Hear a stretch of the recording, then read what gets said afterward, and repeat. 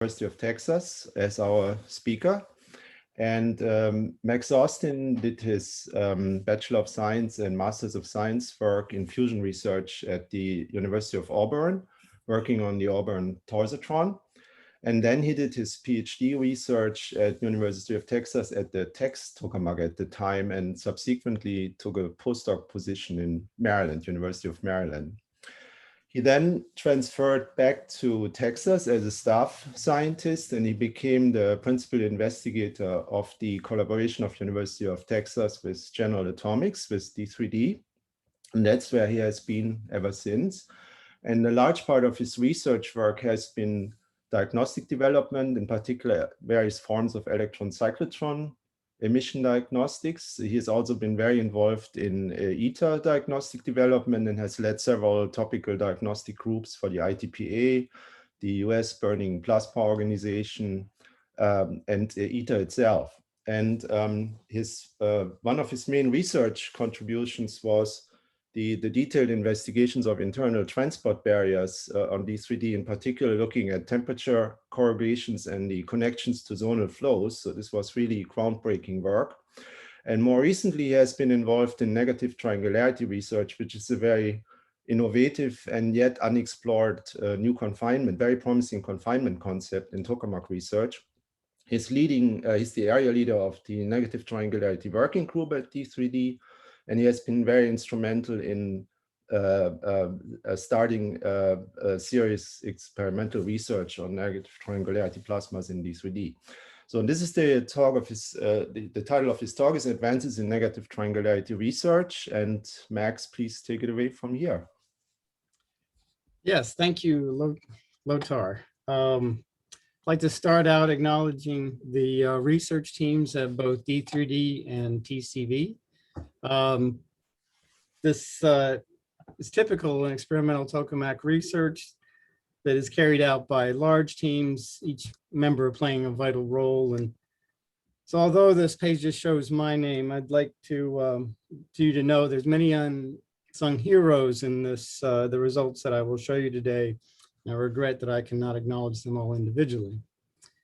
Okay, so to begin, first I gotta get here we go. So begin with an outline. So I'm going to start with a very general introduction and background covering the relevant tokamak physics and introducing the negative triangularity shape for tokamak. And then discuss some confinement results in negative triangularity discharges, both experimental and gyrokinetic modeling results from D3D and TCV. And then move to a more focused discussion on H mode threshold stability in D3D discharges, these diverted shapes that we had developed. This is more recent results showing the retention of the good performance with this shape change, and particularly comment on the persistence of the no elm edge. And then I'll finish off with some comments and summary. Okay, so very introductory here. So high fusion gain implies high plasma pressure and confinement. So this common triple product, the NT tau E. But this can also be written as beta tau E, where beta is the ratio of the average plasma pressure to the magnetic pressure. This is a quantity commonly used in fusion plasma research. And there's certain numbers, important numbers that tokamak fusion reactor we're all hoping to get to someday it will require. And these are usually specified in terms of, first, beta is expressed in terms of a normalized beta, where this beta factor is divided by the plasma current, which in turn is divided by the minor radius and the toroidal field of the tokamak. And we want this number to be around 3 or higher. And this is at or above the so-called Troyon limit. This is related to fundamental stability, MHD stability of a tokamak. And then there's the confinement factor commonly used. The most common one is H98Y2, which is the normalized energy confinement time normalized to the scaling law determined back in 1998. And we want this to be greater than 1. So a serious contender for a fusion pilot plant will need to achieve both parameters simultaneously. So when we desire a high beta NH, and for details on why there's a very nice, well, originally it was a very nice talk by Mickey Wade, and he's finally put it together in a fusion science and technology paper. Okay, so fusion reactor requirements will dictate the H mode scenarios, or that's what's been believed so far. The high confinement scenario of tokamaks, due to the confinement requirements I just mentioned. So shown here is some experimental data. On the left is shown a typical D3D high confinement discharge. This is the actual hybrid scenario. And there's time histories from a D3D discharge, the plasma current, the heating up to 10 megawatts, this normalized beta quantity that I just introduced, and the H factor. And you can see that this discharge, which a cross section of the plasma is shown here, is achieves the beta N of 3 and H factors well above 1. And then there's the this phenomenon that goes along with H mode, which is elming, and it's just shown here in this lower trace with the alpha line of deuterium, showing these bursts, that's the elms. On the right is shown a typical L mode or low confinement mode discharge, which has very similar parameters. Actually, it has higher plasma current, 10 megawatts also of neutral beam heating, but this plasma, because it's in L mode, low confinement mode, doesn't achieve the high beta. So beta N is down at 1, H factor is down at 0.5. And this is L mode. It does not have ELMs, and so that's shown in the fairly clean edge D alpha signal. And this discharge is shown on the right here, cross section. It is a plasma that is actually running on the inner wall. So that's what we call limited on the inner wall. And that's what helps keep it in L mode. And you'll notice that this shot number for D3D is rather low compared to the one on the left. And that's, shows it was done many years ago. And this is, we don't do, or D3D does not run these discharges very much because, again, they are not interesting in terms of a reactor. So this just shows that the relevant beta N and H98 are generally achieved in H mode discharges. So I was so happy a week ago when I was watching Xavier's presentation to see them this. I always wanted to make this plot myself, but he showed that Jean Jacquinot has very conveniently for us made this. So this highlights the differences between H mode and L mode in tokamaks, and that a lot is gained from the edge transport barrier. So that's what characterizes H modes, and it's shown here is, for an L mode, you have the green curve, which typically has sort of an exponential decay of pressure at the edge. The H mode, which was first seen in Aztecs in 1982, should have the reference here. There's a edge transport barrier that forms that lifts the whole profile up, and this increases the stored energy of the plasma. There's also many other things, but yeah, the H mode is characterized by this pedestal that the profiles ride on. And actually the shape of the pressure profile can be characterized by a hyperbolic tangent fit. That's just to inform something that's coming later. So overall gains in confinement, though, we should keep in mind are leveraged by radius. So to have an increase in confinement in the edge, because of the way the stored energy plays out in the tokamak, is much more leveraging than, say, a a barrier in the core that just peaks up the very center of the discharge. And so again, the gains in global confinement are, where confinement is, of course, the stored energy divided by the heating power, and this is ignoring, of course, a time dependent, a W dot term. This is for the steady state situation. Okay, so moving on to other basics. So H mode, again, is a confinement regime that most tokamaks aspire to, but they have this undesirable feature of ELMs. This is that, like I said, it's an instability that develops in the steep gradient region at the edge.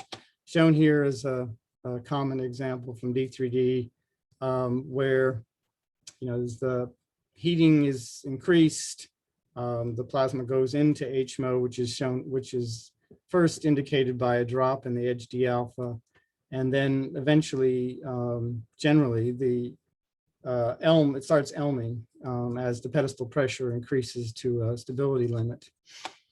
The problem is that the power that would be ejected by ELMs in a reactor is potentially damaging to walls. And if you want to read of some of the horrors of this potentiality, see Lawarte's 2014 nuclear fusion article. So current research actually seeks ELM-free or ELM-mitigated scenarios, and examples are quiescent H mode, something called quiescent H mode, and then there's resonant magnetic perturbations that are applied to H modes, and this degrades the confinement at the very edge just enough to sort of reduce the pedestal pressure below the stability. And there's also something called I mode, which is something intermediate mode. It's in between L mode and H mode, and it's also, since it has lower pedestal pressures, it does not ELM. And finally, the one I'm going to talk about today, the scenario I'm going to talk about today, negative triangularity, is another candidate. So all of that introductory material will help you appreciate what I'm going to talk about for the rest of this presentation. Shown here on the, and that's negative triangularity. So shown here on the right is a plot of this H factor versus beta n for the D3D negative triangularity database. And so this is just a bunch of points from discharges that we've been running since 2017. And you see that in these discharges, we have achieved high H factors simultaneously with high beta n, at least at this outward portion of the database. And the key thing about these discharges is they retain a modest edge pressure and are robustly ELM-free. And that means within some caveats, we have never seen a ELM in a strongly shaped negative triangularity discharge. And so many features of this scenario are in line with the needs of a tokamak-based fusion reactor, and it offers a solution to the so-called core edge integration problem. So moving now to, again, some more introductory material, just a brief history of tokamak shaping. Early tokamaks all had circular cross sections. It was just the easiest way to make them. The magnets were circular. The vacuum vessel was just a torus metal, something you could pump on. But in the 1970s, so this, again, started in the late 50s in Russia and into the 60s. Well, modeling in the 70s predicted there would be advantages for non-circular cross-sectional shapes.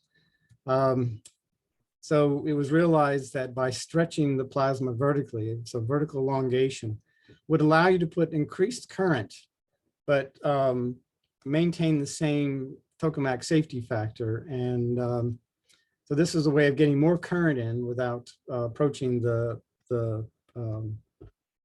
limits of safety factor force on you. And it also turned out that there was improved MHD stability and even improved turbulent stability. So but then it was also shown that if you can make it into a D shape, so again, this is a cross section of the tokamak with a center line here. This had even better MHD stability And it was Troyon was one of the early investigators of this, even though there were several others that determined this. But and one thing about this D shape is that it was also shown when you go to higher magnetic field, the stresses induced in magnetic coils are reduced if you make actually, instead of a circle, you make the magnet into a D shape. This minimizes the stresses. So that it was just convenient then that the shape of the plasma sort of could fill the shape of the magnetic bottle. And so subsequently, most major tokamaks that were designed in the 1980s and put into service in that decade went with this positive triangularity, this D shape. And shown here are just some examples. So again, this again is just something that was seen to work. I mean, very, very good results obtained. I mean, in actuality, a variety of tokamak shapes were studied.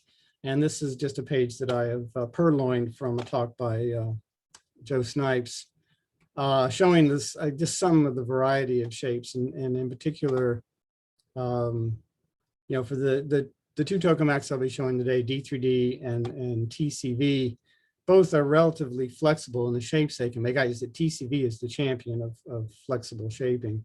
You can see some of the shapes making, just a couple of comments.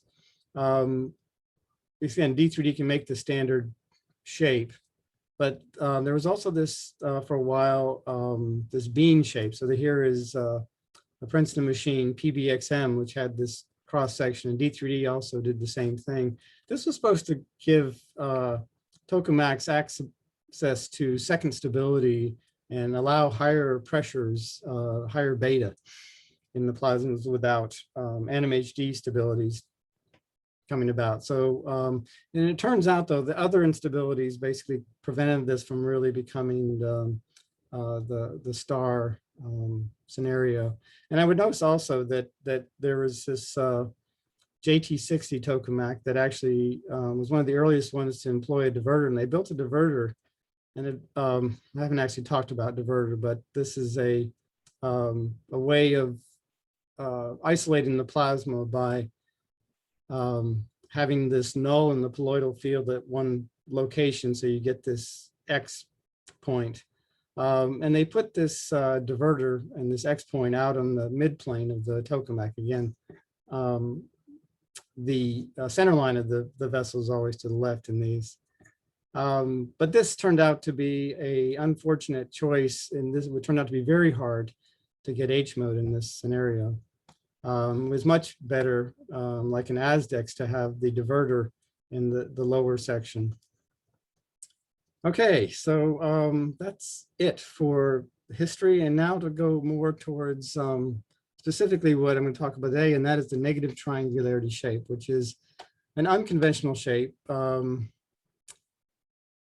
It's a shape, though, where the highest elongation is on the large major radius side of the magnetic axis, shown here, making an inverted D. And this is opposite to the much more traditional, like I said, positive triangularity shape, shown in the red. And at this point, I would bring up that for this talk, I have a color convention where the negative triangularity will be shown mostly in blue, and the red data will be for positive triangularity. So that'll help keep it separated. There are cases where other colors come in, but that's the general rule. So, so negative triangularity, where does that come from? So there's, you can define plasma shapes with this parametric set of equations involving the major radius and the minor radius, and theta is of course the angle, poloidal angle. And then the shape is defined by these quantities, the triangularity, which is this delta, and the elongation, which is this quantity kappa. And so shown here are a series of shapes by constant kappa, but with different triangularities to show how this works out. So if delta is 0, then you get an oval or neutral triangularity shape. But as you move to larger values, positive values of delta, you get a more triangular plasma. And if you go the opposite direction and have a negative delta, you get negative triangularity. And so in general, these extremes here of large absolute values of triangularity are considered strongly shaped plasmas. So it actually takes a significant amount of plasma current in the shaping coils of the tokamak to make these. Whereas as you move towards an oval, that's weak shaping, and because it's much easier, less stress and less current in the coils to make the oval plasmas. Okay, so moving on to discuss confinement in these types of discharges. So the D3 experiments that I was involved with were motivated by results from the TCV tokamak, and shown here is a very commonly shown diagram touting the advantages of negative triangularity from this 2007 paper by Jan. And it's a plot of electron diffusivity versus inverse collisionality. And so it's basically a series of experiments and discharges they made going from positive triangularity to negative triangularity. And you can see as you go from strong negative positive triangularity, relatively high diffusivities, and as you move to more negative triangularity, the diffusivities drop. And again, this is experimental determined chi-e from power balance in these discharges. And I would note that from as far, and this is at the half radius in the tokamak, and I would note that TCV was able to do this wide range in collisionality because they heat with electron cyclotron heating, and they can run the machine at very low density, so they can get to these large values of inverse collisionality. D3D tends to run in the range of 1 to 2 in this scale, but ITER is out here more at 4. So you can see how important for something like a reactor with its lower collisionality, this discrepancy can be. So, but yeah, the point is that TCV saw this factor of 2 improvement in confinement in negative triangularity over positive, and the strong dependence on this delta quantity. And I would note that the first negative triangularity good results were reported in by Pochelon in 1999. Again, these were TCV results. So gyrokinetic calculations actually predicted this turbulence reduction as delta triangularity progresses from positive to negative. In a very early paper by Greg Rewalt, published in Physics of Fluid in 1982, where this paper actually investigated growth rates for various shaped plasmas and scenarios.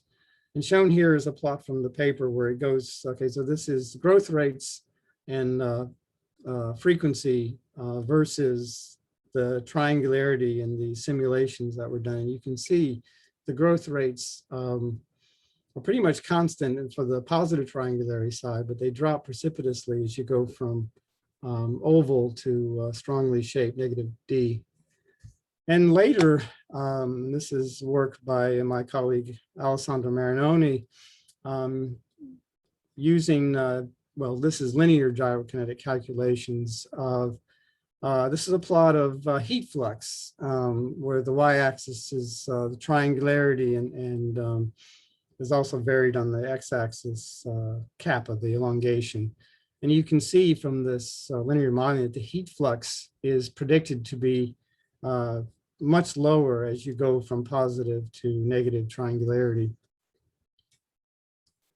So this is effect is due to a weakening of the trapped electron mode by modifying the toroidal precession of drift, modifying the toroidal precession drift of trapped electrons. And there's a heuristic explanation.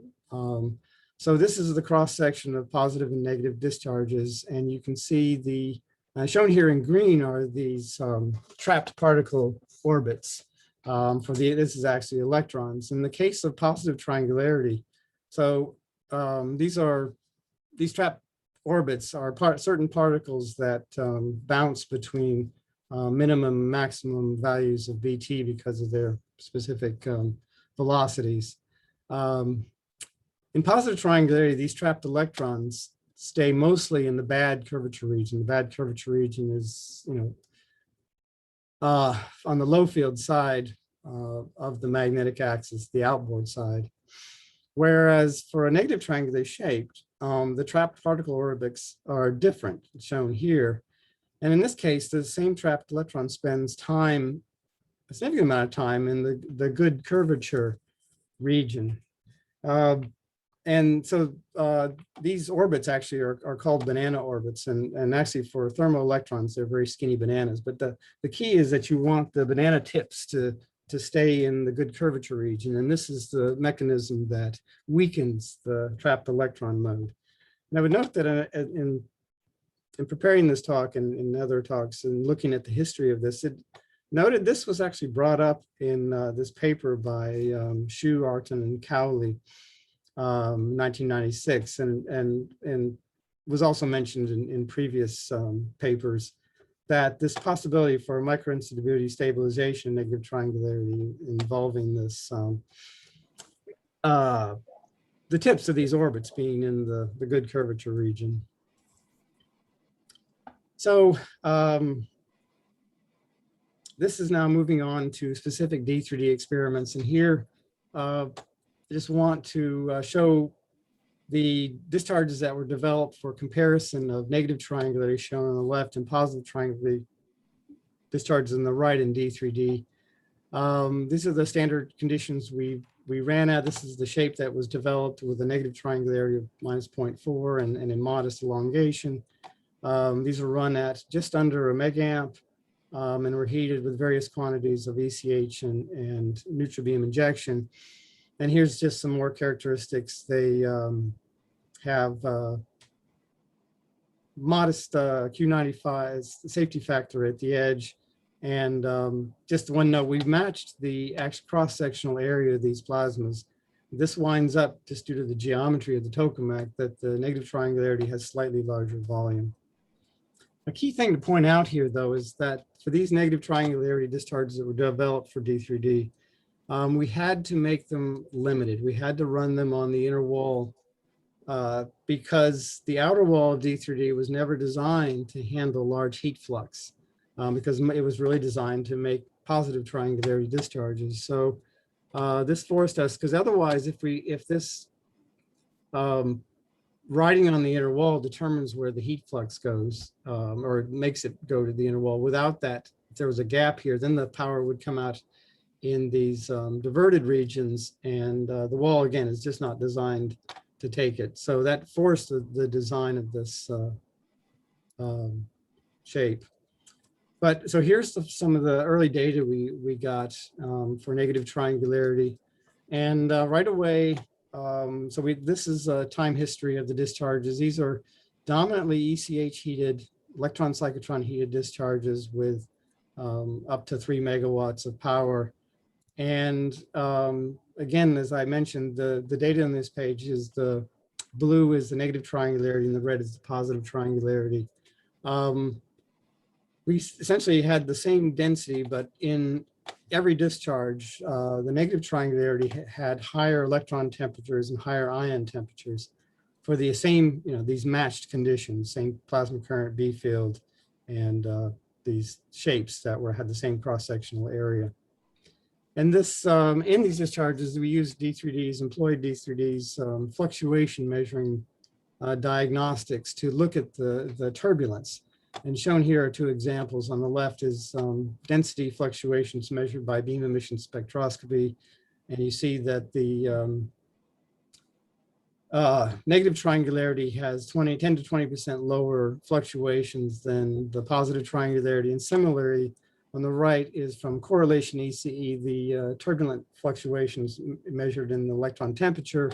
Again, nominally 10% reduction for negative triangularity.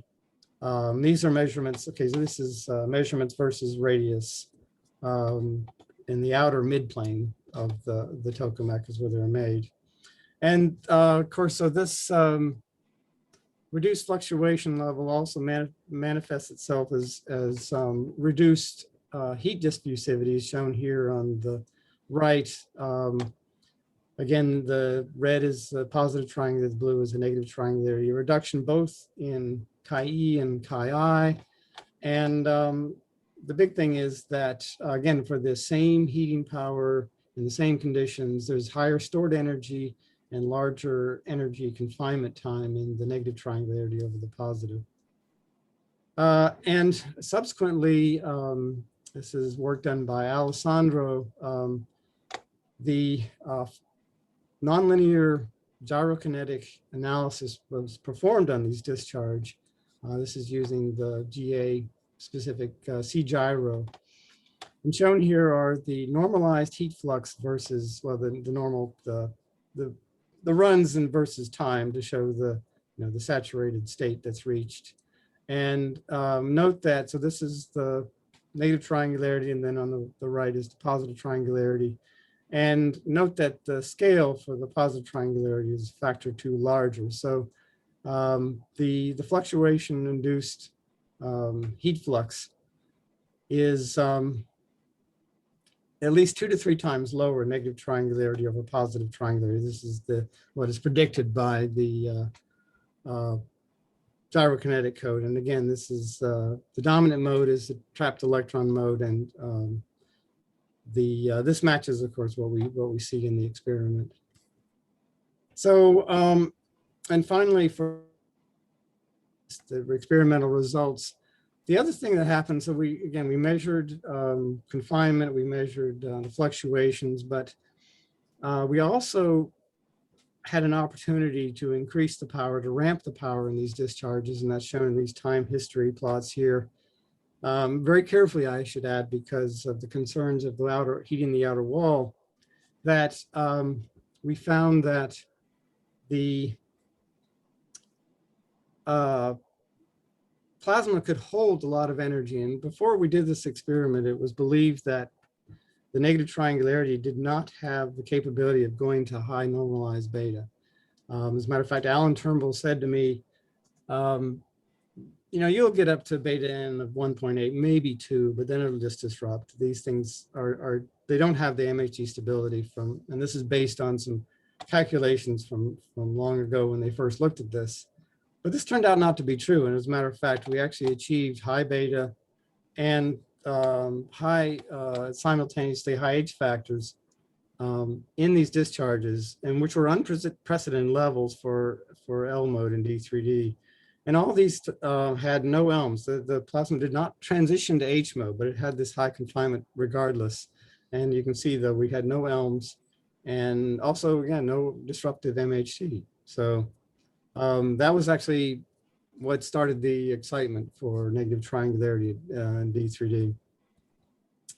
Okay, now some very similar results from TCV. They also ran matched plasma shapes, and I would say the results were more dramatic for TCV, possibly because they're in the lower collisionality regime.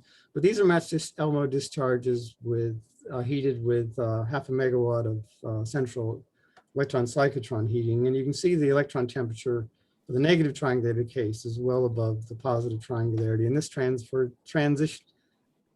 to of course, much reduced chi-e compared to the positive triangularity. And similarly in TCV, where the fluctuation diagnostics were brought to bear, and shown on the left, the density fluctuations are, again, much more reduced than we saw in D3D, very large reduction, which of course explains the reduced transport and or improved confinement. And similarly, the TE fluctuations measured by correlation ECE and both the green and the red are the positive triangularity, and then the negative triangularity is down here at the limit of the ability of the diagnostic to measure. So, oh my. Okay, so I lost part of a figure here, I apologize. So shown here is some more recent data from TCV.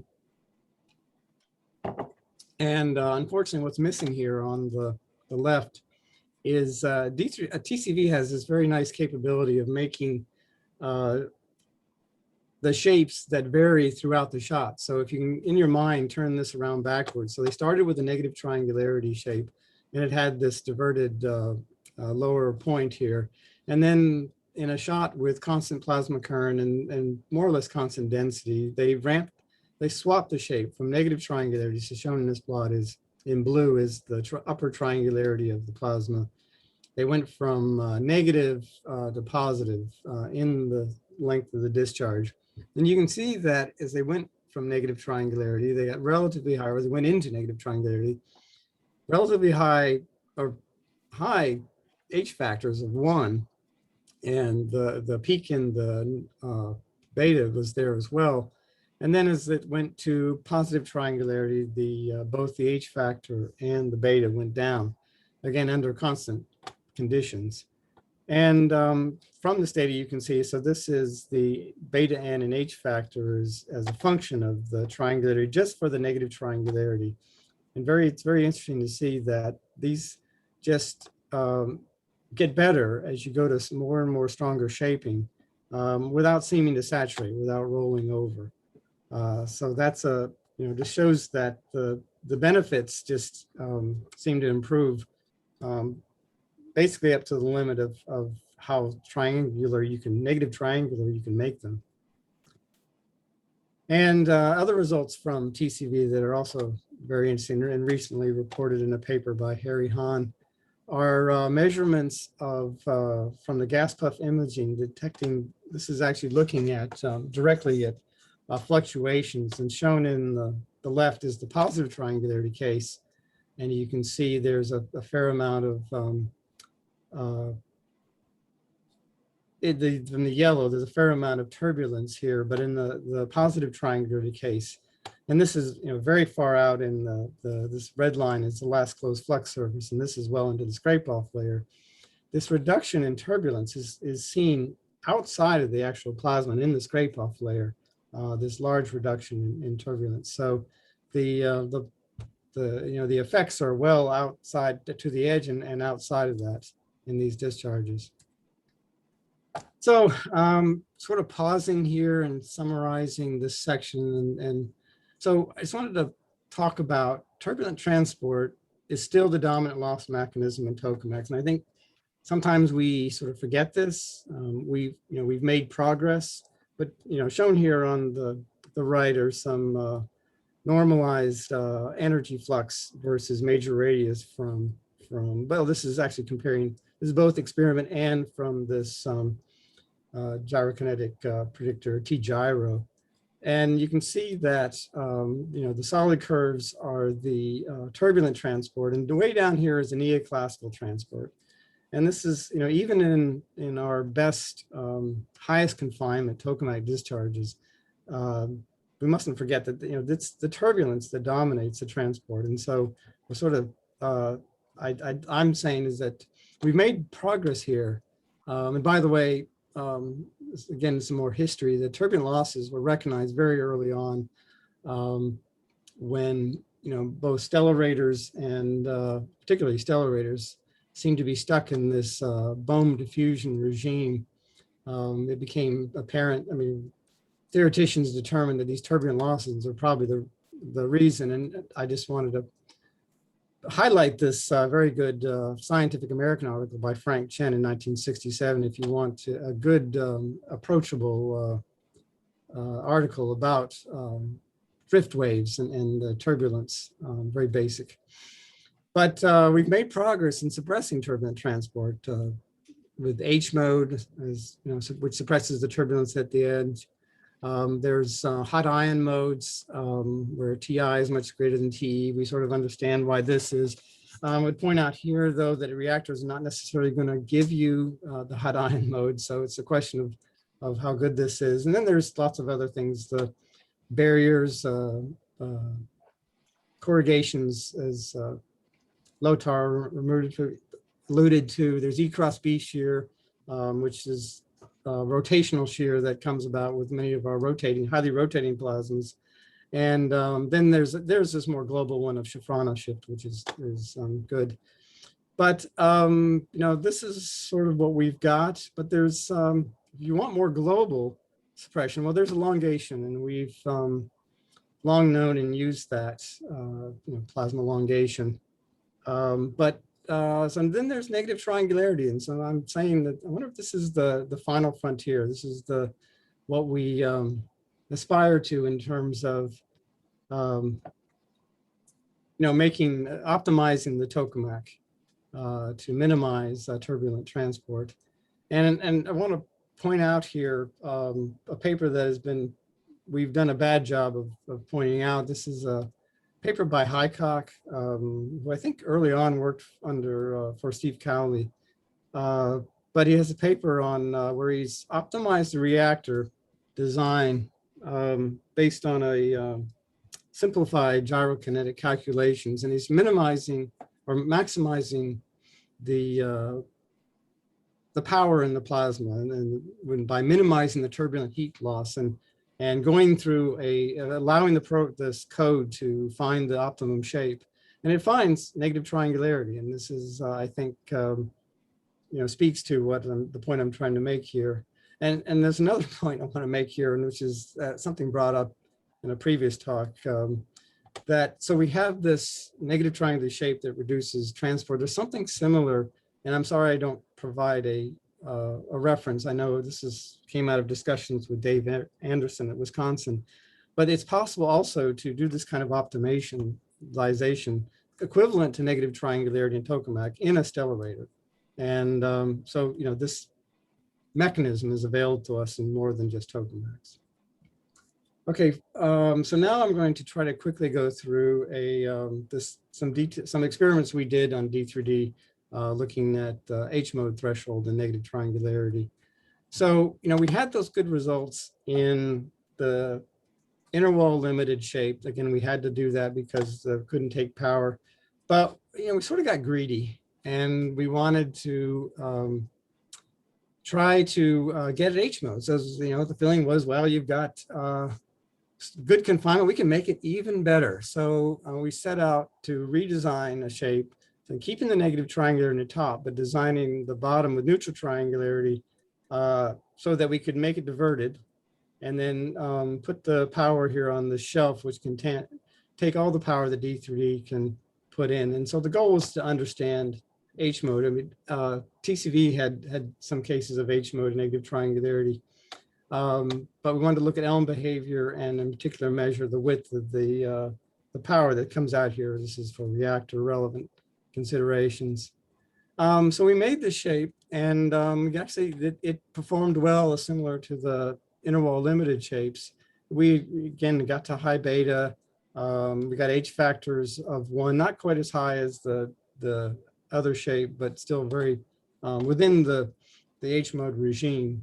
But we were unable, with up to 14 megawatts of auxiliary heating power, to get it to go into H mode. And this was a bit frustrating. We didn't really understand this.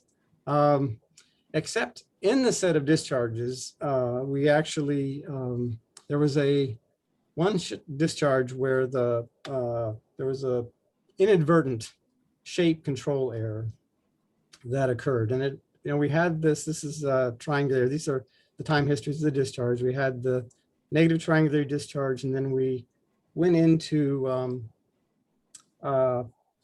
slight modification of the shape. And in one shot, the shape relaxed, and that's shown here. It relaxed from this fairly strong shaping to slightly weaker negative triangularity. And this discharge, when that transition happened, went into H mode. It's the only one we had. Subsequently, of course, the density went up, and the beta N went up a little bit, and we started getting these these rapid elms. Well, then there's the elms shown here.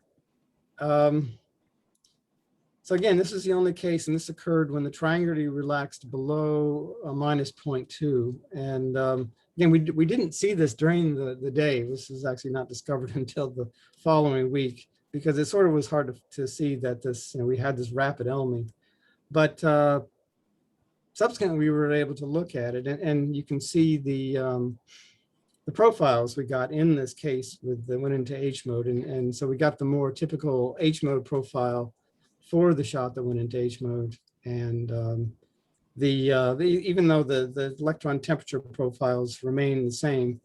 And I'd like to digress briefly here. This is something that has also recently come about. So I was showing these profiles and talking about H mode profiles. So shown here on the right is density and temperature profiles, focusing on the outer edge. And so a typical H mode has, this very steep pressure density gradient and very flat density in the core. Whereas L mode discharges, here's an example shown in red, tend to have a much lower density at the very outermost part of the profile. And shown here is a typical negative triangularity. This is one of these discharges I was just talking about, and it has the density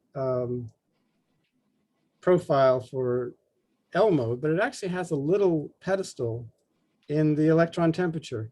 And so this is just a feature we've recently discovered. The negative triangle, and this is also true for the inner wall limited, the symmetric shape discussed early on. They all have this little temperature pedestal, and we don't really understand it, but we do see that this is part of the negative triangularity secret sauce. This adds 20 to 30% to the stored energy of the electrons, and we don't have well, with this a recent experiment, we've finally gotten some better ion temperature data at the edge, but we don't haven't looked at it yet. But this increased pedestal pressure in negative triangularity is very similar to I mode.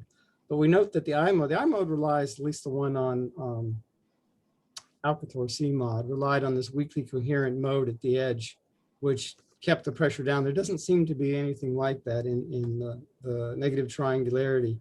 And I also want to point out that this was seen by Sauter on TCV and reported in POP. And again, we don't really understand. We would assume maybe it's related to reduced transport in the electron heat, but and this is an active area we're studying right now.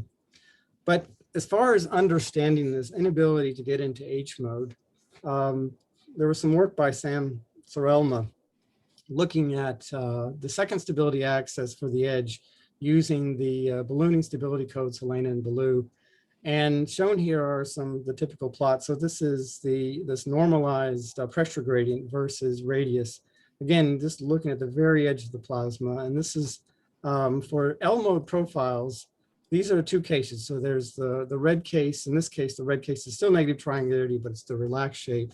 The blue is the stronger negative triangularity. In both of them, there is no second stability access. But if you put in the H mode pressure gradient profile, this gives you bootstrap current in this region, and this opens up second stability access, shown in the red by this gap here. So this is basically summarizes our understanding or our feeling for what is going on here at the edge. And there's a lot of, and this is actually going to be out pretty soon. I recommend, if you're interested, reading the Sam's paper. But what's going on here is that when you have strong negative triangularity, you don't have second stability access. So it breaks this H mode virtuous cycle where you have E cross B shear at the edge. It suppresses turbulent. The pressure gradient's rise. It blocks this pressure gradient rise, which then feeds back on the E cross B shear. So it shows that this is the way to the mechanism by it keeps us in L mode. And so finally, getting not too many more slides here for those. There's two slides here on data we just got last month in May. We had a chance to run half a day and come back to the shape. The ostensible reason for running this is that we're hoping to run negative triangularity in the future, and they've gone and installed. There's another aspect of the research where this helicon, which is supposed to supply very efficient off-axis current drive in D3D, It's been installed in D3D. And in particular, there's the leads that feed, the antenna is actually right here, but there's these leads that feed in. They're protected with carbon tiles, but you can see that when you run our negative triangularity diverted shape, there's flux surfaces that impinge upon this. And there was concern that it would, how much heat would be, and are we going to have to beef up the protection of this? So we were given a half day to test this. And so the idea was make this shape, put as much power in as possible. And we were like, yeah, we'd love to do this. So this is what we did.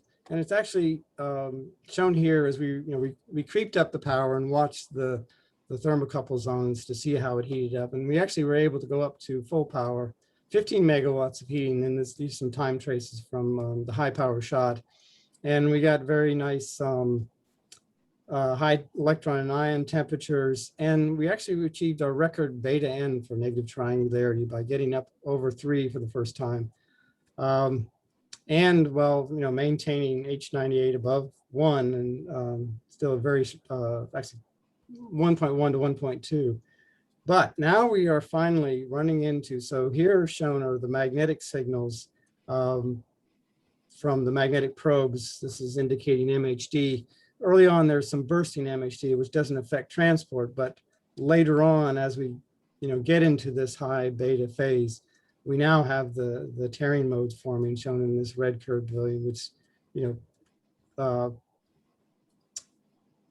hurts confinement, weakens, trashes confinement basically, and we've finally gotten high enough in beta that we're reaching the beta limit. There may be things we can do, and this is very interesting that we're able to run in this. But in this discharge, again, we kept the strong shaping and there were no elms.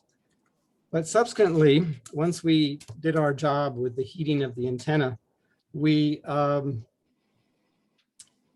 were able to do scans in triangularity. This is what we should have wished we could have done in the previous experiment. And here's the results, sort of in a nutshell here. Again, this is a very recent experiment. I apologize for not having perfectly polished plots, but so we have the shot with the strong shaping, the L mode, and then we relax the triangularity in 3 steps with the upper triangularity -0.2, -0.25, and roughly -0.3. And it turns out that all 3 of these went into H mode very early at a heating power of 2 to 3 megawatts. Whereas this, when we kept the original shape with roughly -0.4, it stayed in L mode with 15 megawatts of heating. So very interesting is this, we've discovered there's a cliff in this threshold to get H mode and negative triangularity. And once you get past this, it becomes very easy to get H mode. But once if you maintain sufficient negative triangularity, it's very hard. And I would note, though, another thing from this experiment. So we have these different triangularities, and you see that as we go to less stronger shaping, the pedestal pressure goes up, and it's of course higher than the L mode-ish strong shaping version. But the H98 doesn't change. Confinement, even though the pedestal's gone up, confinement doesn't budge. So as we go to weaker shaping, it's like and this is something to be investigated, something else is getting worse, that the H factor is basically staying constant. Okay, now I'm into sort of some final comments here. One thing I just want to note is the negative triangle, what we've seen with the L mode edge is the impurity confinement is not like it is in H mode, where typically H mode has particle confinement times ratio to energy confinement times up to 2, 4, or even 5 sometimes. But in negative triangularity, the particle confinement time is on the order of the energy confinement time. This is very good if you're worried about purities from the edge getting in and getting pinched to the core and radiating the plasma energy away. Yeah, okay, so I just have a few more comments. One thing we found in negative triangularity is that we get similar levels of bootstrap current. So bootstrap current is this, in a tokamak, the self-generated current that could help a tokamak run without external current drive, or it helps run without, anyway, current drive from an inductive coils. So just shown here is a comparison of the trap particle fraction, which plays into how the bootstrap current comes about, but also just the total bootstrap current comparing L mode and, negative triangularity and positive triangularity, but the positive triangularity actually is an H mode version of it, otherwise matched. And you can see that we actually get more bootstrap current by a small amount in the negative triangularity. But not only that, it's also better distributed. It's more broadly distributed, whereas the H mode positive triangularity with its steep edge gradients, you get this peaked current way out here at axis that is known to be an issue for MHD stability in this region. Yeah, I think I have this is the last thing for my summary. Just how does negative triangularity discharges compare with other Elm-free scenarios? And shown here, this is a summary. This is from a paper, it's now out, by Carlos Paz-Soldan, looking at D3D Elm-free regimes. And of course, there's L mode, and then there's the suppressed, the H mode was suppressed, and I mode. And then here's negative triangularity. So in terms of these important factors, normalized beta and H factor, negative triangularity looks very good. It's got capable of very high beta and H factors over 1. It doesn't, QH mode beats it in terms of confinement, but otherwise negative triangularity is superior in terms of the pressure. And I think I'll skip this. Was just a comment on negative triangularity discharges were easy to run. This is mainly due to the L mode edge. You don't have to worry about impurities coming in and building up in the discharge. And they're not, like many of our other scenarios, riding on some performance precipice where many of our discharges are sort of high maintenance. They need very clean walls or a very specific startup path, whereas negative triangularity has not shown any of these sensitivities. So as part of my summary, so future for D3D, we are planning to armor up the outer wall to address this issue I discussed earlier of the walls not being able to take. So we can do a true diverted up-down symmetric negative triangularity shape. And this is scheduled for the fall of 2022.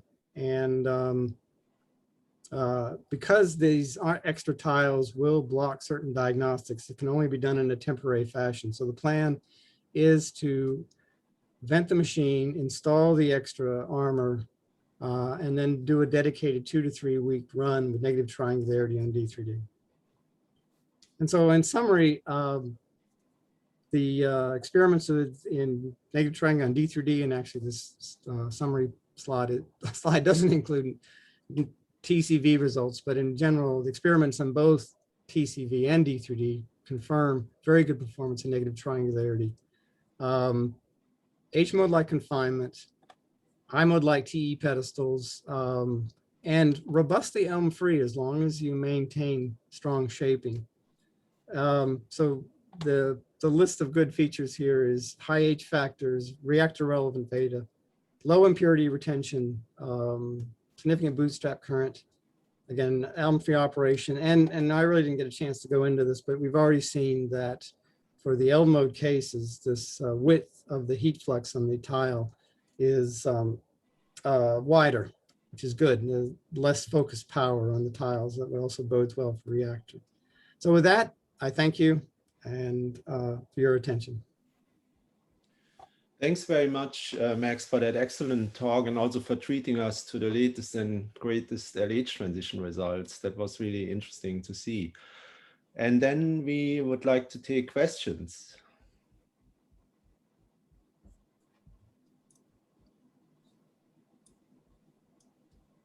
I'm not sure who was first. Xavier? Well, I can start. Fine. Thank you very much, Kurt, for your talk. Yeah, it was a very good one. I have a very simple question. I mean, as you know, the effect of shaping decreases when moving from the edge to the core, especially triangularity. But I had the impression from your slides that the improvement was actually good up to 0.5 in normalized minor radius. So how do you explain that? Yeah, that's a good question. And in short, I think, I mentioned Shafranov shift. I mean, the negative triangularity discharges, particularly when we put a lot of power in, have very strong Shafranov shift. And, it's funny, this hasn't actually been looked at, but it's on our list of things to check, is actually, do some gyrokinetic studies of the effect of the Shafranov shift, this steepening of the pressure profile gradients. And, that is known, of course, to suppress turbulent transport. Mm-hmm.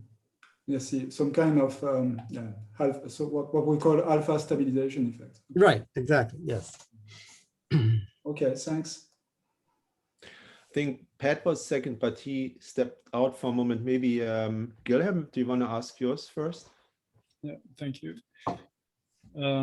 Well, I had a similar one. At some point, you showed that the density was actually improving close to the edge, where you actually have the impact of negative triangularity, but at the same time, you had an increase in the core, very core temperature, TE or profile. So is that coincidental, or do you understand that it's an added benefit?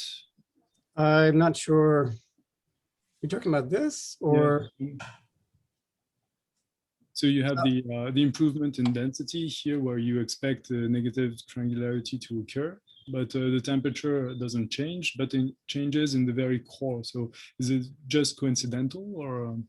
Yeah, that's yes, I would say that's coincidental.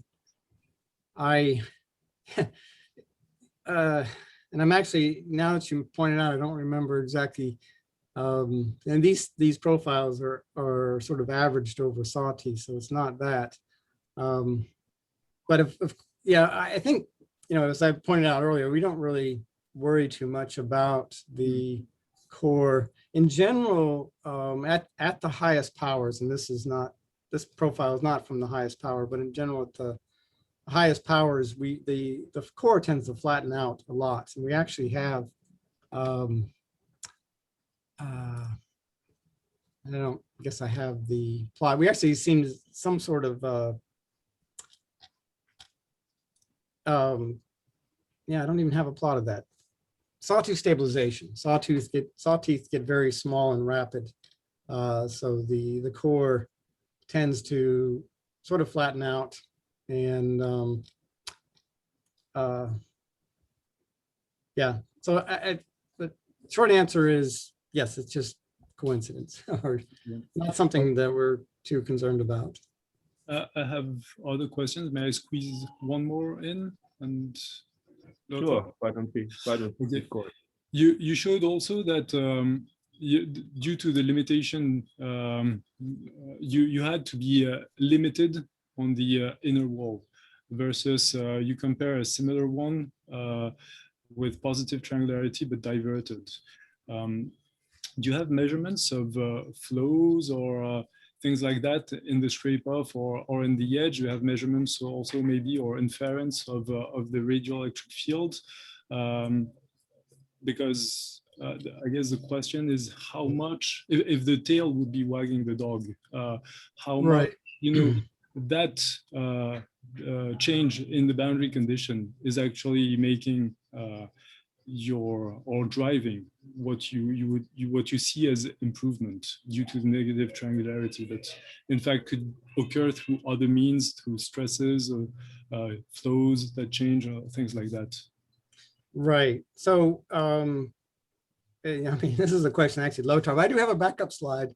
We do have both in the This is actually both for negative triangularity, and this is the shot that went into H mode. But in general, the negative triangularity do have a little bit of a ER well out there.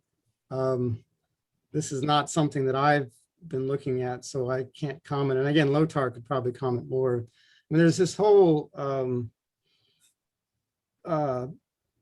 something I've glossed over is in those early discharges where we had the diverted shot, we didn't have the strongest shaping in the first couple of shots, and we actually had a dithering sort of H mode. This has come out, and Lothar talked about this in a talk not too long ago.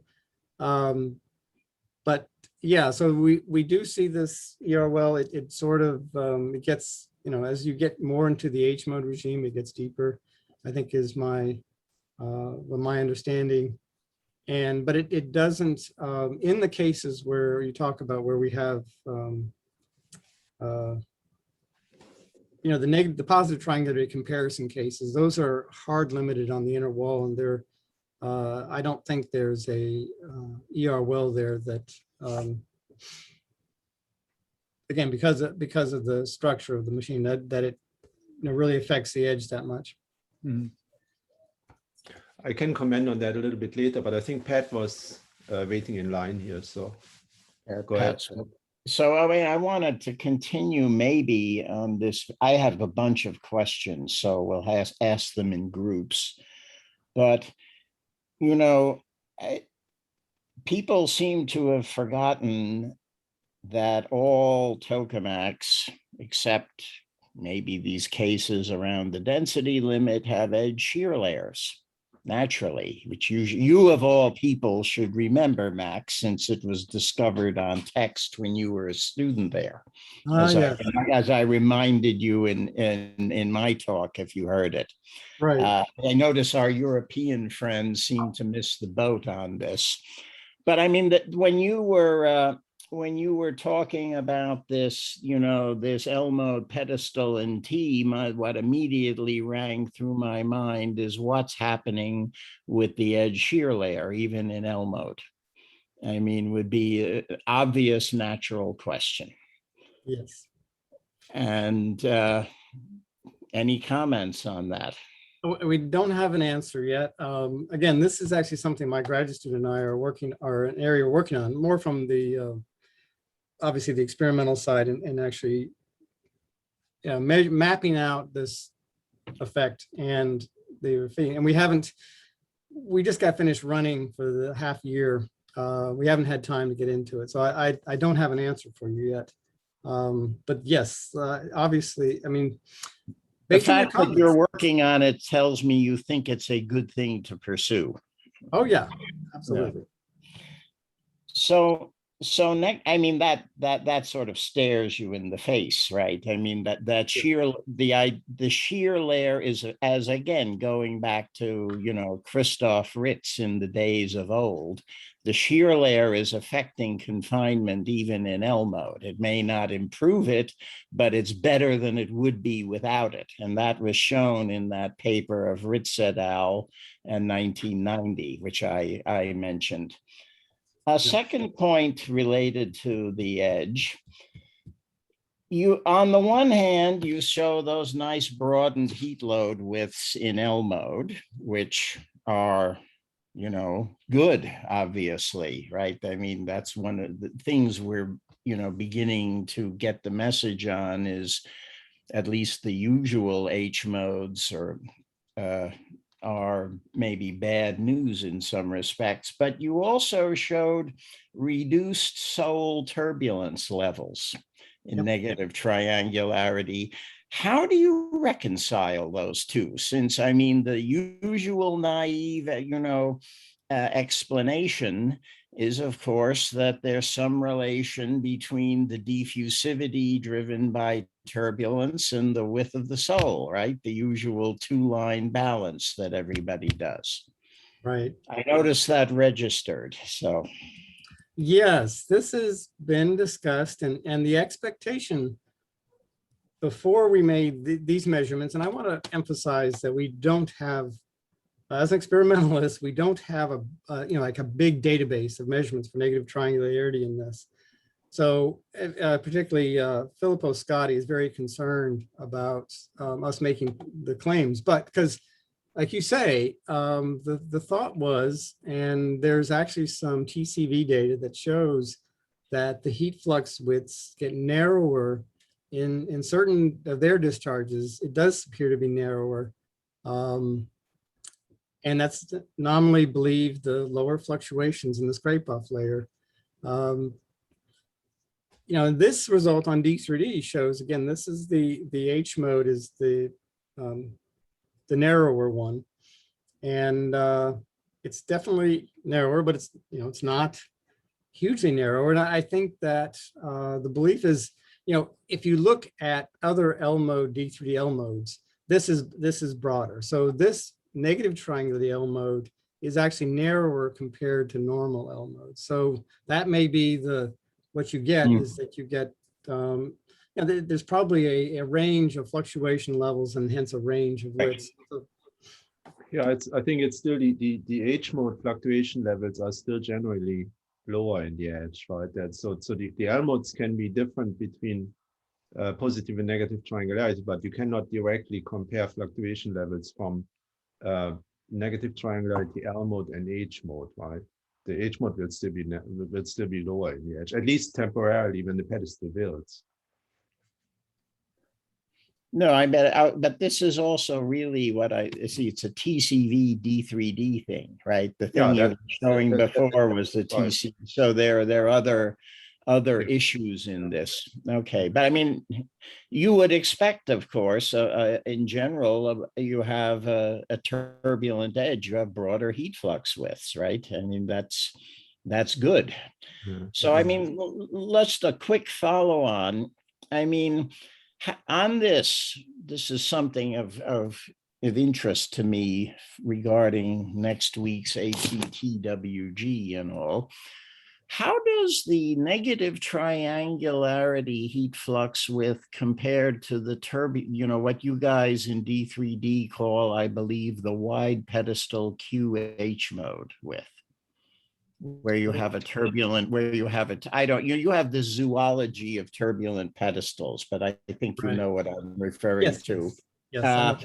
That's an interesting comparison to me. Do you happen to have any sense of that? I do not.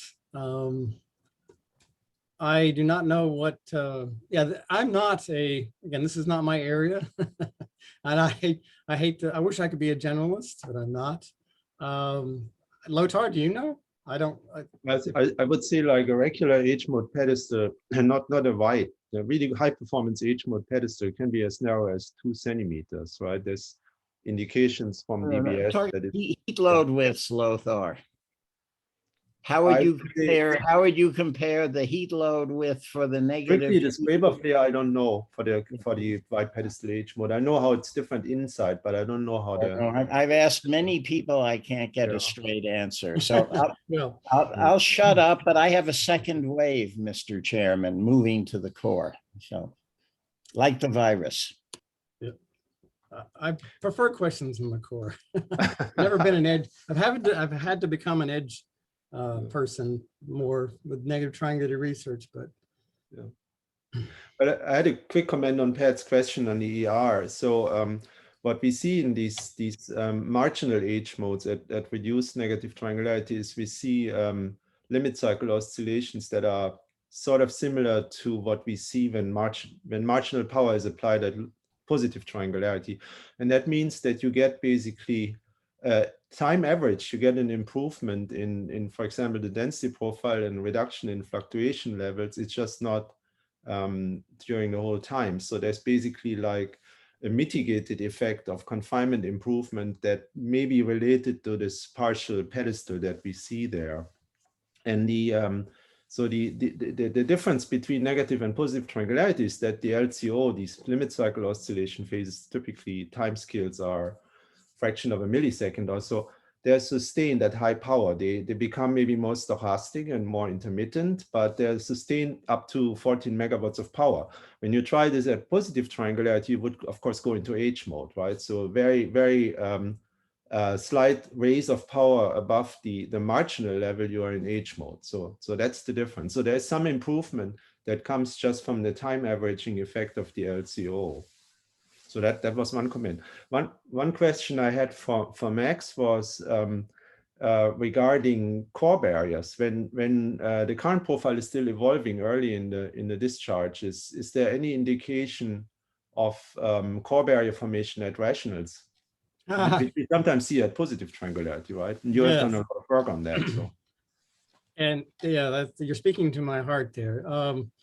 The short answer is no. And, you know, I've always said, and I've never been sure I was right, but, you know, these core barriers that I investigated, seems like ages ago, that mostly happened to rational Q surfaces, but, you know, they showed up very clearly on the EC data. And I'm just trying to put up a plot to talk to. They showed up very clearly in the time traces. And again, that was when the weak or reverse negative shear from early heating. So there's two things that, again, we only saw those in L mode shots. And I always thought it was, you know, as Ron Waltz taught me, these barriers are driven by turbulence. These zonal flows are driven by turbulence. So you have to have a level of turbulence of L mode to see them. And so again, we don't see them in H mode, and we don't see them in negative triangularity. But negative triangularity has this other effect, and that is that we generally don't, the current profiles are always more peaked, it seems.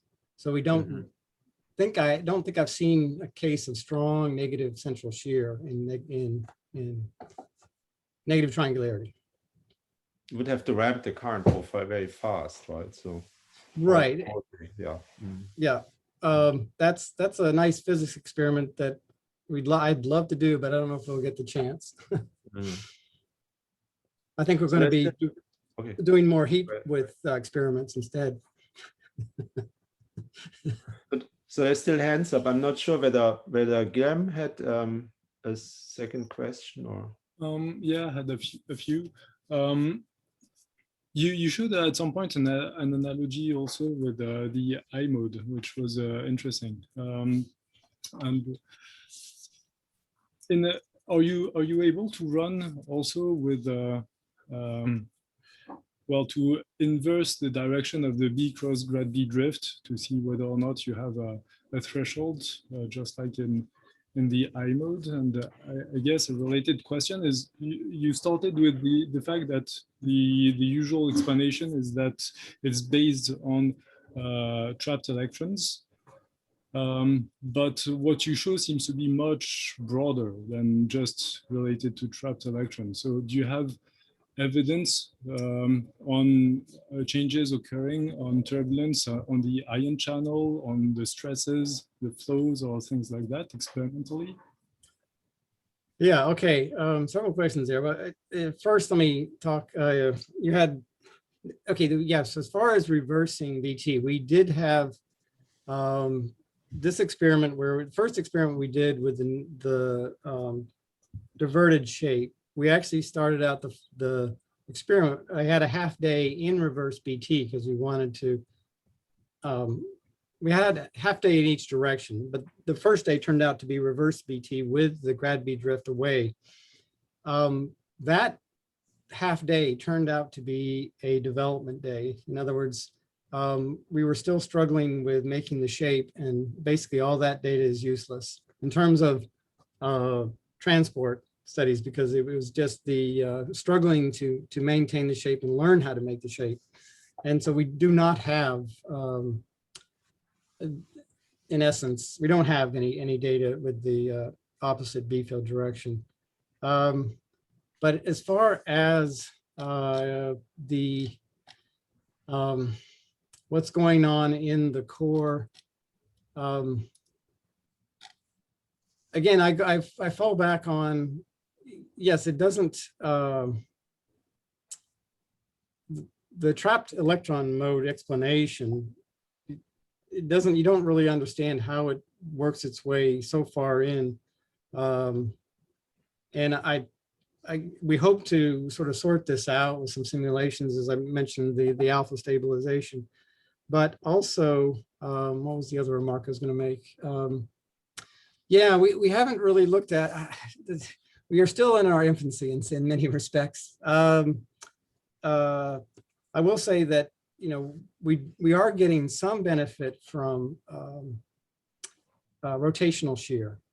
And you know, that is some simulations we've done and seen that when if you, in the simulations, turn off the rotational shear, that the confinement worsens. But we haven't done the experiment we hope to do. That's one of the first experiments we want to do when we come back, is a balanced injection. Look at how rotational shear, I mean, you know, these discharges have good momentum confinement as well as good other confinement. So it is actually, some of these are rotating very fast. And we are anxious to see how that plays out. And so I don't really have an answer for you in terms of shear suppression. I will say that, and I have struggled to find it, you know, somebody, and it's either Gabriel Merlot or one of the other GS simulation people has looked at ITG suppression and found that negative triangularity can also suppress in simulations, weaken the ITG, so that it's not clear how this goes, because obviously then you're not talking about the trapped electron and the precession drift, but yeah, there is some evidence that it could help there. So in cases where I got a follow-up though on that. How does it weaken the ITG? Can you give some details? No, I cannot. And as I remember, it's frustrating that I haven't been able to find that paper since I remember it. But I don't remember him discussing it, other than he just changed the profiles so that the dominant mode was ITG instead of TEM. And in just running, you know, the simulation, he saw that the turbulence is reduced. And I don't remember him explaining why, other than this is what the simulation showed. So I hope that there will be more of this. I know, I think Alessandro, for one, explains, because these diverted discharges are actually borderline ITG dominant instead of TEM. I know that's from, you know, the initial gyro simulations, but not the nonlinear. So I guess it can't be determined if it's really ITG. I think that, yeah, just a quick addition. And on the weakly coherent mode front, do you understand where that comes from, and you know why with similar profiles, etc., you wouldn't get it in this specific case? Because that seems to be an interesting indicator. You have very similar profiles as compared to the I mode, no weakly coherent mode, however. Right, but the I mode is like, you know, I always view the I mode as like it's trying to go into H mode, and you've made it so unfavorable that you get this high frequency mode, and you sort of trip up the H mode. It could be the same. I don't remember if the weakly coherent mode is some type of ballooning. No. I mean, I follow that quite closely. I was peripherally involved. The best work is Ziegler, and it is a wave packet coupled to a GAM. Oh, right. Okay. Yes. I mean, that's why it's just like Elm. This idea of calling it the weakly coherent mode is a residue of the Dark Ages, right? That it's in fact a much more complicated phenomena. So, yeah, well, we certainly haven't. We haven't seen anything like the weakly coherent mode in terms of, you know, this broad high frequency spectrum. Just in this last experiment in May, the EC imaging group reported seeing a mode which they're initially saying is a ballooning. It's like this peeling ballooning mode. But this is very preliminary, very early. So I can't really say if that's going to be the answer or whether there might be something else.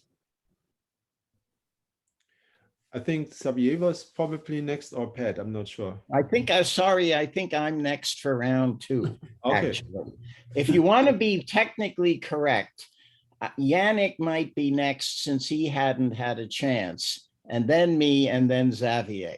Xavier, okay. I watch, so he can't get away.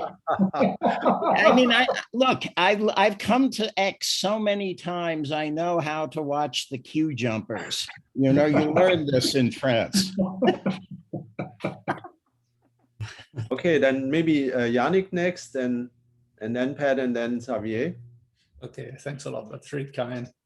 Yeah, the issue regarding the stability of the configuration.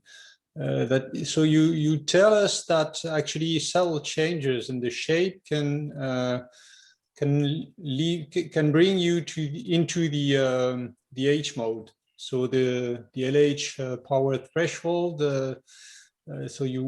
is lowered at some point. So given that, and given your experience on D3D, how well would you judge that this is a viable scenario for ITER? Is there a way to control it sufficiently firmly to not to go into the H mode? In which case, of course, we would need RMP or whatsoever to cope with the ELMs.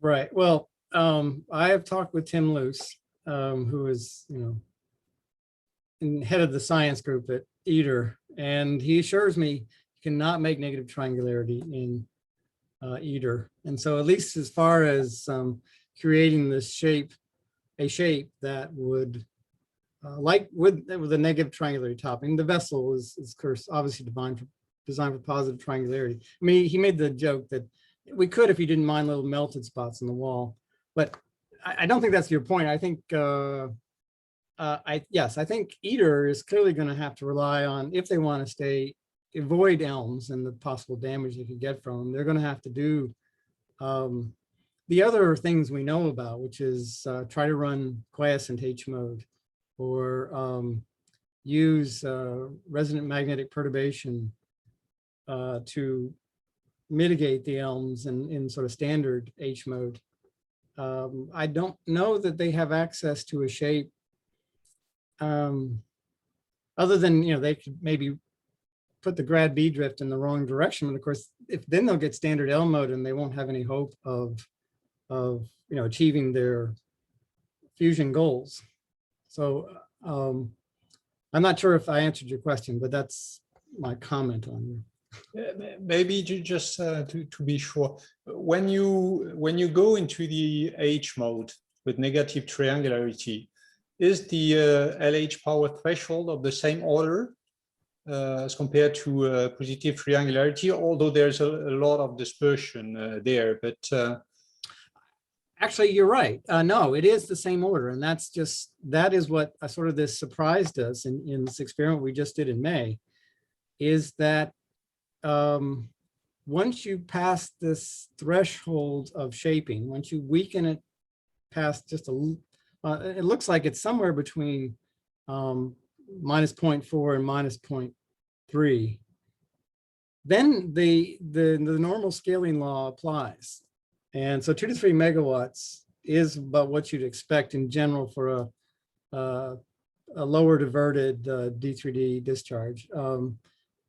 Feel free to contradict me if I'm wrong, Lothar. You may know better, but I think that's right. So this unexplained high power threshold only comes about if you go to the strong shape.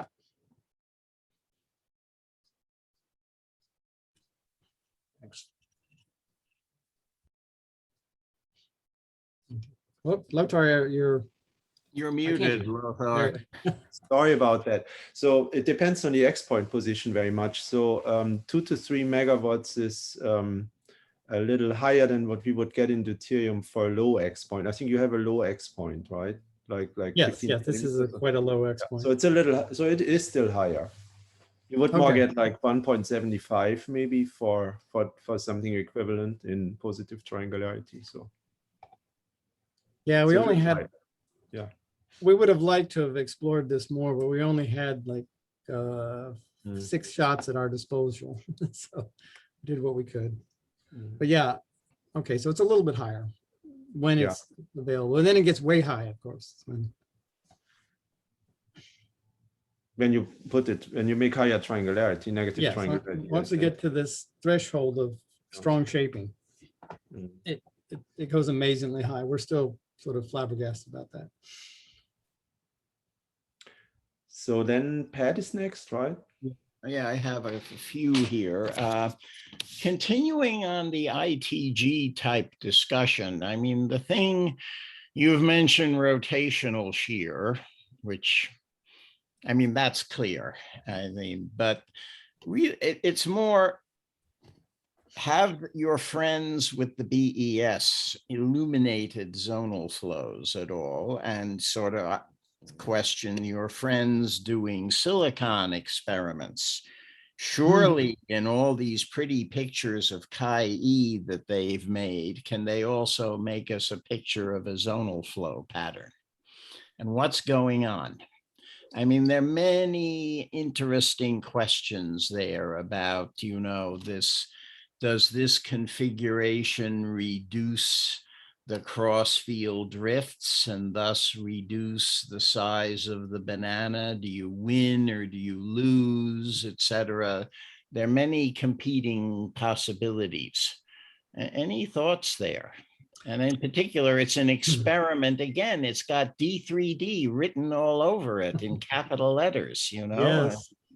We have, right after we get through this, I'm going to walk over George's office, who's right across the way, and tell him that you said, analyze it. We have the data. We have taken quite a bit of beam emission spectroscopy data.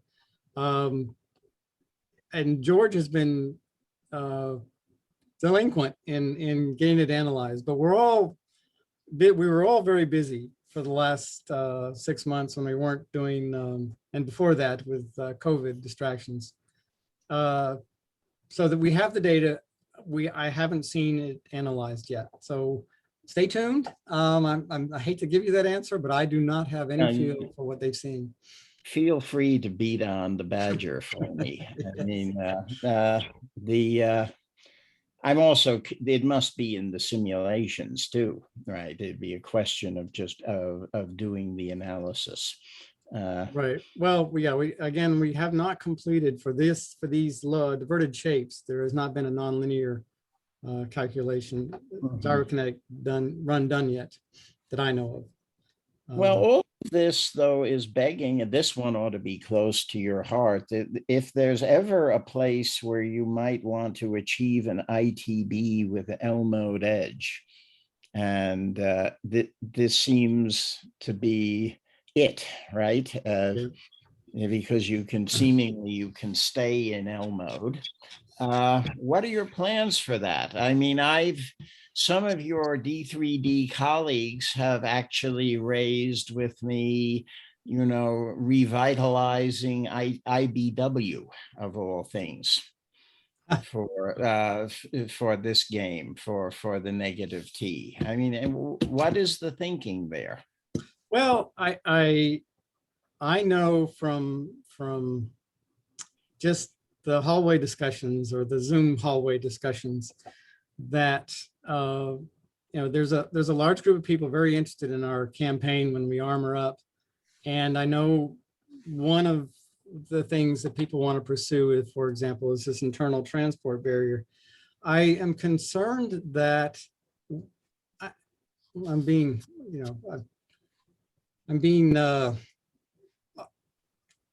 frank and maybe more than I should be, but I'm concerned that people are going to try to take another scenarios and fit it into negative triangularity. I mean, sure, there's some cases to do that, but an example would be, you talk about in core barriers, we have this regime where we run high Q min, which is advanced tokamak. Mhm. And that relies on keeping the current profile broad and yeah, very broad. And negative triangularity seems to resist that. So I'm worried that people are going to waste time trying to fit a square peg into a round hole. But as far as just other ways of making core barriers, one thing for sure is there's a desire to go down to low current and try the high beta P type discharge. There's some results from a colleague at Texas that this may, the scenario with a low current and high edge safety factor could have like higher beta limits, beta N of 4, which would be very interesting. But yeah, otherwise, I think there will be a lot of attempts by the various specialists here to take their scenario and make it work in negative triangularity. So yes, there's plans. So what you're saying though is the principle is on the table, but how you actually do it remains TBD. Yep.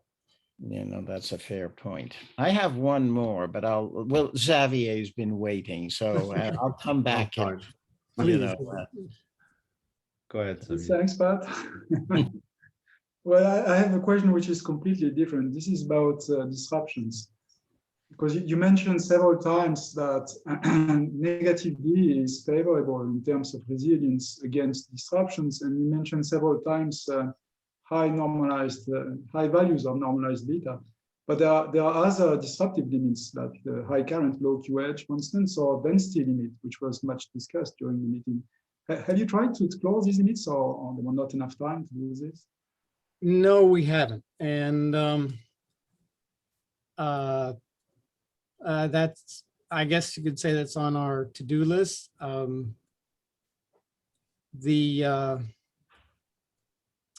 In particular, so other than this, well, this discharge I showed you where the beta collapsed when the H mode came on, otherwise we have not really seen the high beta collapse. And maybe it's because we haven't given it enough time. And I would point out in this discharge, a lot of people think this is a beta collapse, but this, in this experiments, we were, there was very cautious about limiting the power in the plasma. And we were limited to 4.5 seconds. So if you look at, the power was automatically shut off at this time, and it didn't disrupt, it just, I mean, you generally don't want to just drop the power like that, but that was what the administrative requirement was. So we haven't seen a high beta disruption, but we have not pushed the density until it disrupts. So, and what's the other one? We also have not tried to run at higher current. We have kept Q at the edge above 3 on purpose. Because we wanted to investigate other things and didn't want to have to deal with that. But I think, so one of the first things we want to do in the Armor Up campaign is to turn all the knobs. So run at a whole range of Bs, run a whole range of plasma currents, and scan the space of D3D to see, what happens, and then go to more specialized experiments. This is just something we just haven't, we have a database of about 75 good shots, which is extremely, compared to any other D3 scenarios, extremely low. And we still have a long way to go. I see. Well, thanks anyway. Yeah, well, thanks for pointing out the Jacquinot plot. That's the most wonderful plot I ever saw. You're happy with this one, yeah. Pat, you had one more question? I wanted to come back to the business of the X point. I mean, is the X point in the bad curvature region? Looks like it is. You mean in this right here? Yeah, in the up, well, also when you have the upper one. I mean, well, certainly, yeah, certainly it's in, but in this case, I don't know if the diverter is coming into play in terms of, since we're, the power loss and the scrape-off layer is defined by this limiting hard on the inner wall. So I'm not sure. Well, is a question, going back to our friends in JT60, the first one, right? I mean, they learned the hard way, or maybe they learned some, though that, exactly. I'm just curious, if the X point is in the bad curvature region, that would certainly, because then the connection length tends to infinity, near, as I think the Cullum gang showed, but it's also obvious. So that would explain why you don't make it on ballooning, wouldn't it? Yeah, I guess. And if it's in the good curvature region, but barely, I mean, what I'm driving is, are some of these cases, is it in bad curvature, and even the cases where it isn't, have your friends with the second stability looked at how much power you might need to push through? They're sort of two separate questions, but both related to magnetic geometry. You see what I mean? In other words, you advertise that gap there that's saving, to put it bluntly, saving your ass, right? I mean, how much, you wonder about how resilient that gap is going to be to higher powers. Yeah, so you're talking about this kind of analysis. Yeah, exactly. That's the second question. I'm just curious if some of these cases, the X point wasn't in the bad curvature region. That's less clear to me. So. Yeah, I'm not used to thinking about whether, the case of the lower diverted is in bad curvature. But I will say, I think there are plans to continue doing these analysis of the edge stability, in particular for this set of data that we just got. But we have already shown that, at least for negative triangularity of -0.4 or 0.36 in this case, that it, at 15 megawatts is a huge amount of power for not to go in. And I mean, D3D can't add much more power than that. Wow. So I don't know if but it seems like infinity already. Well, I mean, I'm thinking just as an intellectual exercise, a model. I mean, people have done these things going back.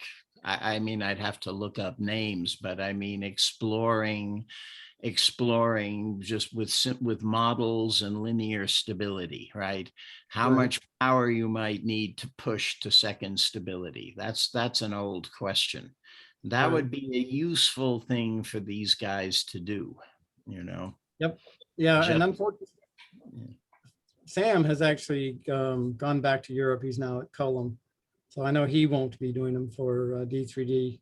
But we do have lots of new young scientists here. And I'm hoping, as part of my job and as one of the leaders of the negative D, is to push people in certain directions. And I agree with you. This would be a fruitful area for them to start digging around in. All right. They found that the eigenfunctions localize differently, right? This is what Samuli found, that it's more in the negative triangularity, it's sitting at the corners, the ballooning eigenfunctions. So the whole topology changes. But there were not many cases run yet for a large variety of profiles or powers. So just for fun, Lothar, can you do turbulence measurements at the corners? Do you see the localization empirically? That would be great, but nobody has off midplane turbulence diagnostics. So the PCI may be the only thing that could maybe marginally sample that, but it would be a line integral, and then it would also sample the midplane, right? So that's one of the big handicaps, that nobody has distributed diagnostics. That would be useful for many different reasons. it's just an additional investment. Everybody has measurements on the outside, and in some cases, limited cases inside midplane or across the symmetry plane. I'm thinking in my mind, there's the, you know, we have text and JText. So there's the kind of the second life of D3D is warming up in Chengdu. And perhaps now it might be the time for them to invest in such things, right, at the initial conditions, rather than changing their hardware arrangements years downstream. I mean, there's plans in D3D also to try such things for DBS, for example. It just takes time to get it funded and put it on the machine and find a part, right? So there's certain time scales involved in doing these things, but it has been pushed a little bit. So I had one last one from Max very briefly regarding the ITG as a maybe sometimes dominant, sometimes subdominant, because a lot of this is still in a two-mode regime. Has anybody looked at beta-related fast particle effects on ITG, either at TCV or D3D? Beta-related fast particle. I mean, the only fast particle stuff is, you know, Mike Van Zeelen got time early on and has, you know, he just looked at alpha and eigenmodes in general, but not how they would affect turbulent modes, I don't think. So because here you push beta really high in L mode, right? So that's kind of a different regime than they normally look at. So right. Yeah, I don't think anyone's looked at that. All we do know that the alpha and eigenmode behavior, those energetic particle modes, are the same but different. They're pretty much the same though, as far as their effect on fast ion losses anyway, is the conclusion of Mike's work, which is good. Certainly not worse. Any other questions? Everybody's talked out. So then let's thank the speaker again. Virtual applause, great talk, great overview. And I think Guillaume maybe wanted to say something. I can certainly say that I really enjoyed the diversity and variety of the talks and the great discussions, and also having more time for discussions than many times we have in similar meetings. So I thought it was a really great way to interact with all the restrictions that we have even now with the virtual meeting. So yeah, please go ahead. Well, exactly. With that being said, it would be great to have you in person for the following one that, well, we hope we'll be able to have next summer, next July, for instance, if the Delta variant or whatever version of it leaves us in peace. So now, while we conclude all this series of lectures, so the attendance, Max, sorry again, went down as June went into July. So apologies for that. But let's say the quality of the discussion did not. And so, well, we're only amongst, you know, people who basically followed all of the talks. So I'd like to extend my warm welcome to everyone who participated and who attended. Thanks to Pat, who helped quite a bit devise also the program. And we did all of that in a rush. And I think for an online little festival, it was interesting in many respects. And we all wish to have an in-person for the following one with more people and as good interaction. So thank you very much to all of you, and well, keep in touch. As usual, we're fighting, I would say, you know, it's now Delta Plus. It's a pity they didn't name it Delta Prime. Then it would be just perfect, right? We're fighting Delta Prime for next summer. So I just want to say thank you for letting me speak and for all the great suggestions about future work. And this is more my job than actually dealing into the details, is to, again, direct people to good areas to look at. So I thank for all the discussion. Well, thanks to all of you, and see you virtually before in person.